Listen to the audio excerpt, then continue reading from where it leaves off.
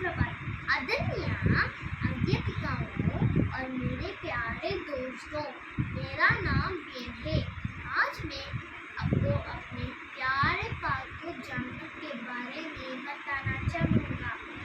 क्या आप जानते हैं कि मेरा पालतू जानवर एक खरगोश है जिसका नाम डेज़ी है। मेरे 7वें जन्मदिन पर मेरे दादाजी ने मुझे डेज़ी तोहफे में दी।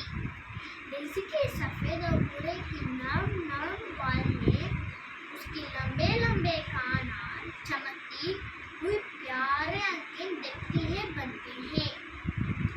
डेज़ी को गाजर हरी हरी पत्तियां बहुत पसंद है। जब वह उन्हें चबाती है तो उसकी खुशी देखकर मुझे हंसी आ जाती है। वह अपने छोटे छोटे पांजों से कूदती कहती है तो उसकी हरकतें पर मेरे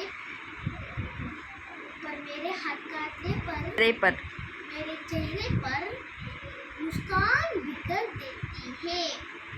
डेज़ी मेरे सबसे अच्छी दोस्त है। पालतू जानवर के रूप में खरगोश रखना एक अनूठा अनुभव होता है। मैं उसके लिए हमेशा आभारी रहूँगा क्योंकि वह मेरे लिए सच्ची दोस्त है। डेज़ी केवल पालतू नहीं, हमारे जीवन में खुशियों की एक छोटी सी झलक है। धन्यवाद।